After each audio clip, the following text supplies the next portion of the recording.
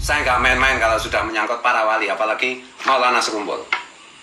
Munafikun, jangan macam-macam kau. Waktumu sudah habis. Waktumu sudah habis. Waktumu sudah habis. Dengan data ini kepada seluruh pecinta guru sekumpul, maka sekaligus ini menjelaskan dengan sahih, dengan terkonfirmasi kuat, tanpa sulit, tanpa adanya kontroversi dan sulit untuk dibantah bahwa guru sekumpul adalah jalur nasabnya memang terkonfirmasi ke dzurriyyah Nabi melalui Sayyid Musa Al-Kadhim Al-Husaini. Jadi demikian. Monggo saya kembalikan. Ini nanti ini nanti akan saya kirim ke keluarga guru sekumpul dan beberapa murid guru sekumpul gitu supaya untuk pegangan gitu ya. Betul. Dan ini nanti di spill ya itu supaya jelas teman-teman ya bisa nanti nanti mungkin juga ada dalam bentuk foto lah, kalau mau nyetak sendiri bisa gitu ya. Berita terbaru tentang si Fuad Pleret. Fuad Pleret yang lagi saat ini merilis adalah sebuah nasab dari Abah Guru Sekumpul terbaru.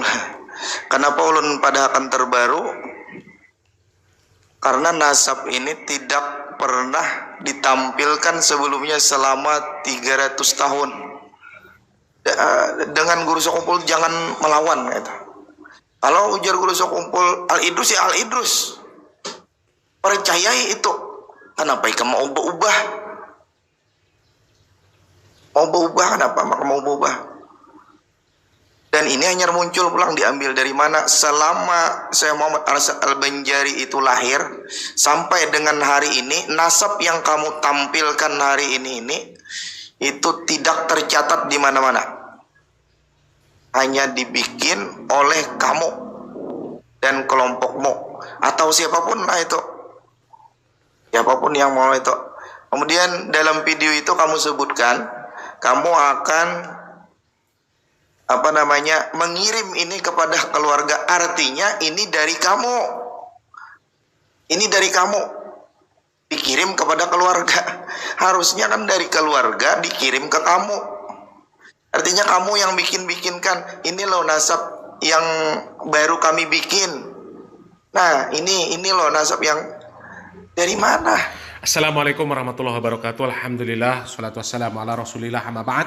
Kaum muslimin yang dirahmati Allah subhanahu wa ta'ala, dari video Ustadz Sandi Rahman dan Fuad Pleret yang mereka berselisih tentang nasab guru sekumpul, ini bisa kita ambil beberapa pelajaran. Terkhususnya yang harus mengambil pelajaran itu adalah orang-orang yang gulu, yang mengkultuskan dengan berlebih-lebihan sosok guru sekumpul. Yang pertama, bahwa guru sekumpul ini manusia biasa yang selayaknya kita perlakukan seperti yang lain juga. Beliau sudah meninggal dunia, maka perlakukan sewajarnya. Jangan dijadikan tempat untuk meminta tolong.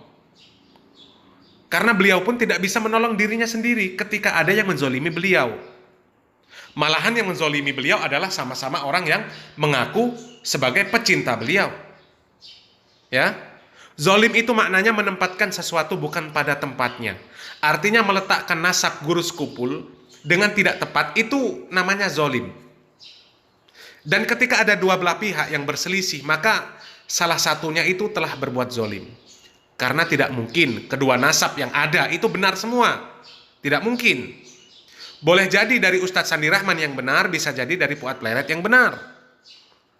Tapi dari masalah ini jelas, kita ambil pelajaran. Guru sekumpul tidak bisa menolong dirinya sendiri. Kalau memang bisa, kenapa beliau tidak datang kemudian memberikan keputusan dari jalur mana nasab beliau itu yang benar? Mendatangi siapa misalnya yang mengaku paling dekat dengan guru sekumpul, sehingga sesama pecinta beliau ini tidak berselisih pendapat, apalagi sampai main-main golok ya. Kemudian bagi para pecinta guru sekumpul, jangan jadikan banyaknya orang yang hadir di setiap acara haul beliau, yang hadir ketika beliau meninggal dunia, banyaknya peziarah di kuburan beliau, banyaknya pecinta beliau, jangan dijadikan sebagai ukuran bahwa beliau ini dicintai Allah dan Rasulnya. Sebagai ukuran beliau ini adalah seorang wali. Apalagi cerita-cerita khurafat yang kemudian dijadikan dasar untuk mengklaim bahwa beliau adalah seorang wali. Guru sekumpul tiba di kuburan Nabi bergoyang-goyang. Ya. Meskipun dikatakan itu bukan secara zahir bergoyangnya, itu cerita khurafat. Cerita khurafat. Kalau cerita seperti itu dibenarkan, siapa saja nanti bisa mengaku-ngaku bertemu Nabi. Apalagi dirinya seorang Habib, banyak jamaah. Kemudian ketika sang Habib mengaku bertemu dengan Nabi, jamaahnya na'am saja. Ada amalan-amalan baru, qabil tuh. Karena klaim-klaim seperti itu tidak bisa dibantah dengan ilmu. Karena hanya cerita-cerita khurafat, cerita-cerita halusinasi, tidak akan bisa dibantah dengan ilmiah. Tidak bisa dibuktikan secara ilmiah karena tidak ada hujah yang dipakai. Ya, agama Islam itu agama hujah, agama ilmu. Dan hujah atau ilmu di dalam agama Islam itu adalah qala Allah, qala Rasul. Baru setelahnya ada qala sahabah, qala ulama, di mana qaul mereka itu menjelaskan qala Allah, qala Rasul. Menjelaskan firman Allah Subhanahu wa taala, menjelaskan hadis Nabi Muhammad sallallahu alaihi wasallam. Itu sumber ilmu, bukan mengarang bebas. Bukan mengarang bebas, mengklaim-klaim bebas. Ya. Sebenarnya mudah untuk menentukan siapa wali Allah dan seberapa tinggi tingkat kewalian seseorang. Di dalam Al-Qur'an Allah Subhanahu wa taala mengatakan, "Ala inna auliya Allah la khaufun 'alaihim wa la hum yahzanun." Ingatlah, sesungguhnya wali-wali Allah itu tidak ada kekhawatiran terhadap mereka dan tidak pula mereka bersedih hati. Alladzina amanu wa kanu yattaqun, yaitu orang-orang yang mereka beriman dan mereka selalu bertakwa. Jadi wali Allah itu adalah orang-orang yang beriman dan yang bertakwa kepada Allah. Siapapun orangnya ketika beriman dan bertakwa, itulah wali Allah. Siapa orang yang paling beriman dan bertakwa? Yang pertama para nabi, kemudian para sahabat, kemudian generasi setelahnya, para alim, ulama. Mereka itu wali Allah yang sesungguhnya. Mereka adalah manusia-manusia yang paling bertakwa, manusia yang paling takut kepada Allah, manusia-manusia yang paling bermanfaat bagi manusia yang lain. Khairun nas anfa'uhum linnas. Ya, tidak usah jauh-jauh mencari siapa wali Allah. Kita mengenal nama-nama yang masyhur.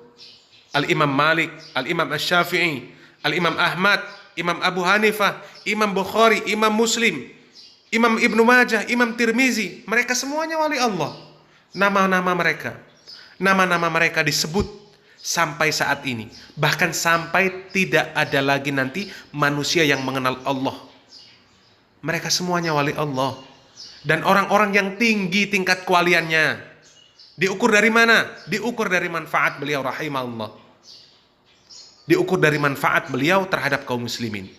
Seluruh umat muslim di seantero dunia ini mengetahui akidah, mengetahui ibadah, mengetahui muamalah yang baik, yang sahih, yang sesuai dengan tuntunan Al-Quran dan Sunnah dari mereka rahimahullah. Melalui karya-karya mereka. Al-Imam Malik memiliki Al-Muwatta yang sangat masyhur. Al-Imam Asy-Syafi'i memiliki Al-Um. Al-Imam Ahmad memiliki Musnad Ahmad. Al-Imam Abu Hanifah memiliki kitab fikih Al-Akbar. Yang mereka bermanfaat bagi muslim yang lainnya. Karya-karya beliau bermanfaat bagi muslim sampai saat ini dan nanti. Itu ukurannya. Ukuran kewalian beliau. Bukan karena mereka pernah bertemu dengan Nabi secara sadar. Mereka hebat, bisa menghilang, bisa terbang, bisa membelah diri menjadi 3, bisa sholat di Masjidil Haram ketika jarak mereka jauh dengan sekejap. Bukan karena Rasul pernah mencium lutut mereka, bukan karena banyaknya orang yang berdoa bertawasul dengan nama mereka, bukan karena orang yang datang ketika haul beliau begitu banyak, ribuan bahkan jutaan manusia, bukan. Begitu juga menentukan tingkat kewalian guru sekumpul. Sejauh mana kemanfaatan beliau terhadap muslim di dunia ini dari karya-karya ilmiah beliau. Sehingga nama beliau itu harum, disebut-sebut oleh setiap muslim. Setiap membaca karya-karyanya, setiap muslim, setiap para ulama, para ustadz, habib dan lain sebagainya, ketika menyampaikan firman Allah, menyampaikan hadis Rasul, menyampaikan perkataan-perkataan ulama, mereka melalui lisan, tulisan dari guru sekumpul. Begitu. Ya. Jadi semakin tinggi manfaat beliau, guru sekumpul, bagi umat muslim, semakin tinggi kewalian beliau. bukan diukur dari cerita-cerita khurafat yang beredar. Mudah-mudahan yang sedikit ini bermanfaat. Barakallahu fikum. Wassalamualaikum warahmatullahi wabarakatuh.